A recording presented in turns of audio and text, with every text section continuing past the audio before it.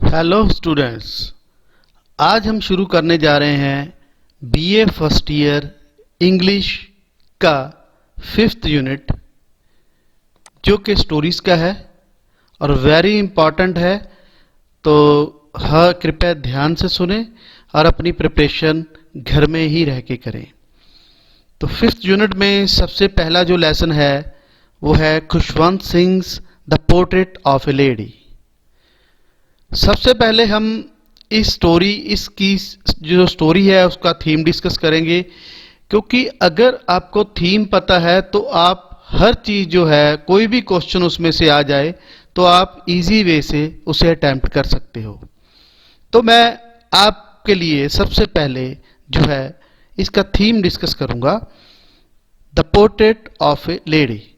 आपको एग्जाम में ऐसे क्वेश्चन पूछा जा सकता है, right the summary of the portrait of a lady or write the theme of the story the portrait of a lady। so जैसे भी आपको क्वेश्चन पूछा जाए दोनों में से, तो उसका जो आंसर है वो सेम ही होगा। तो हम ये स्टोरी शुरू करते हैं। सबसे पहले मैं लाइन बाय लाइन पढ़ता जाऊंगा और आपको ये स्टोरी के बारे में रिव्यू करता जाऊंगा। The portrait of a lady is a story written by Khushwant Singh. जो portrait of a lady story है, कहानी है, वो खुशवंत सिंह द्वारा लिखी गई है। In this story Khushwant Singh has describe the love of A grand son and A grand mother. और इस स्टोरी में, इस कहानी में खुशवंत सिंह ने बड़े ही अच्छे ढंग से जो है वो डिस्क्राइब किया है एक ग्रैंड सन और ग्रैंड मदर, मतलब दादी और पोते का जो अमूल्य प्यार है वो इस कहानी में बताया गया है। Khushwant Singh has explained his love for his grand mother. इसमें जो ग्रैंड सन है वो खुशवंत सिंह ही है, और खुशवंत सिंह अपनी ग्रैंड मदर के लिए इस कहानी में उसके प्यार को बताता है। Khushwant Singh has explained his love for his grand mother. Khushwant Singh इस कहानी में, इसका मतलब ये है कि खुशवंत सिंह इस कहानी में अपनी दादी के प्रति प्यार को बताता है। इस कहानी में Khushwant Singh describes that when we were good friend. इसमें खुशवंत सिंह बताता है कि जब हम अच्छे दोस्त थे उस समय की बात बता रहा है। जब वो बचपन में था तो उस समय की बात बता रहा है। Khushwant Singh describe that we were good friend. Khushwant Singh describe का मतलब है बता रहा है, डिस्क्राइब कर रहा है कि हम अच्छे फ्रेंड थे। My parents left me with her when they went to live in a city. मेरे माता पिता ने मुझे उसके पास छोड़ दिया था, उसके पास मतलब मेरी दादी के पास, जब वह सिटी में मतलब शहर में शिफ्ट हुए। इसमें इस लाइन में यह बता रहा है खुशवंत सिंह कि जब मेरे पेरेंट्स तो सिटी में शिफ्ट हुए, शहर में गए, तो वो मुझे मेरी दादी के पास छोड़ गए। And we were constantly together, और हम लगातार काफ़ी समय तक वहीं पे रहते रहे, इकट्ठे। मतलब उस खुशवंत सिंह और उसकी दादी इकट्ठे ही रह रहे थे। She woke up early in the morning. She दादी के लिए पर लगाया गया प्रनाउन है कि वो सुबह उठती, and got me ready for the school, और मुझे स्कूल के लिए तैयार करती।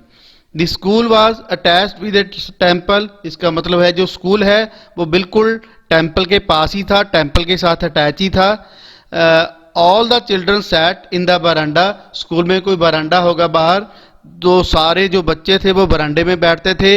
Reciting alphabets. रिसाइटिंग का मतलब है जैसे हम बार बार दोहराते हैं, बच्चे बार बार दोहरा के याद करते हैं, ऊंची आवाज़ में जो बात करके, ऊंची आवाज़ में बोल बोल के याद करते हैं, तो उस चीज़ को हम रिसाइटिंग बोलते हैं। तो इसका मतलब ये है कि all the children sat in the veranda, कि सारे बच्चे जो थे स्कूल के वो बरांडे में बैठते थे, रिसाइटिंग अल्फ़ाबेट्स, और अल्फ़ाबेट्स जो ABC है उसे रटते थे। वाइल, जबकि हिज ग्रैंड मदर, उसकी जो माँ थी, is engaged reading Holi scriptures, और जो उसकी माँ थी वो होली स्क्रिप्चर होती है, जो होली बुक्स होती हैं, जैसे हमारी रामायण है, गुरु ग्रंथ साहब है, तो वो वहाँ पे बैठ के वो बुक्स पढ़ती थी। Finally in the evening the author and grandmother came back home। और आखिर में शाम को ऑथर और उसकी ग्रैंडमदर जो है वो घर आ जाते थे। The turning point came in their friendship.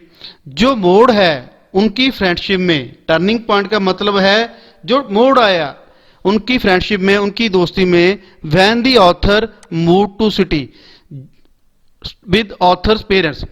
उनकी दोस्ती में टर्निंग पॉइंट तब आया जब ऑथर जो है वो भी अपने पेरेंट्स के साथ शिफ्ट हो गया, साथ में दादी भी शिफ्ट हो गई। Although we shared the same room, इसमें ऑथर ये बता रहा है कि शहर में भी हम कॉमन रूम ही यूज करते थे, मैं अपनी दादी के पास ही रहता था। My grandmother no longer come to school with me. पर फर्क क्या था कि अब मेरी दादी मुझे स्कूल छोड़ने नहीं जाती थी। Then this connection was disconnected from his grandmother। ये कह रहा है, तो ये जो कनेक्शन था, जो स्कूल वाला कनेक्शन था ऑथर का अपनी दादी के साथ, जो दादी उसको स्कूल छोड़ने जाया करती थी, तो वो जो है वो कनेक्शन टूट गया। और नेक्स्ट पैराग्राफ में ऑथर बता रहा है, When I decided to go abroad for further studies। आगे की लाइन में ऑथर ये बता रहा है कि जब मैंने ये डिसाइड किया अब्रॉड जाने के लिए, अब्रॉड मतलब बाहर के देश में जाने का विचार किया, तो I was sure my grand mother would be upset. तो मुझे पक्का यकीन था कि मेरी जो दादी माँ है वो अपसेट होगी, वो रोएगी। She came to leave me at railway station. वो मुझे रेलवे स्टेशन छोड़ने भी आई, पर बट डिड नॉट टॉक, ना तो वो कुछ बोली, और शो एनी इमोशन, ना ही उसने कोई इमोशन दिखाया, मतलब कोई आंसू गिराए या रोई, ऐसा उसने कुछ नहीं किया। But after 5 years when I came back, पर जब मैं 5 साल के बाद वापस आया, I met her at the station, मैं उसे स्टेशन पे मिला। She did not look a day older. मुझे ये नहीं लगा कि मैं उससे 5 साल बाद मिल रहा हूं, मतलब मुझे ऐसा लगा, इसका मतलब यह है कि मुझे ऐसा लगा कि मैं उसे कल ही मिल के गया हूं। तो मतलब वो इतनी बूढ़ी नहीं लग रही थी ऑथर के हिसाब से। तो his grandmother was very happy. उसकी जो दादी थी बहुत खुश थी। And she invited all the neighbours. उसने अपने सभी पड़ोसियों को बुलाया to sing songs in the happiness of his grandsons come back. उसके पोते की आने की खुशी में गाना गाने के लिए, नाचने के लिए, खुशी मनाने के लिए, उस सेरेमनी को मनाने के लिए उसने अपने नेबर्स को जो है, जो अपने पड़ोसी हैं, उनको बुलाया। आफ्टर दैट सेरेमनी, पर सेरेमनी के बाद वो बीमार पड़ गई और and lying on the bed soon. उसके बाद बहुत ही बुरा हुआ और उसकी डेथ हो गई। पर जब उसकी डेथ हुई तो उसके आसपास जिन चिड़ियों को वो दाना डालती थी वो उसकी डेड बॉडी के आसपास आके रुक गए, जैसे वो भी रो रहे हों और वो भी मेरी दादी के लिए जो है वो अफसोस प्रकट कर रहे थे, ऐसा लग रहा था। तो ये है students theme of the story.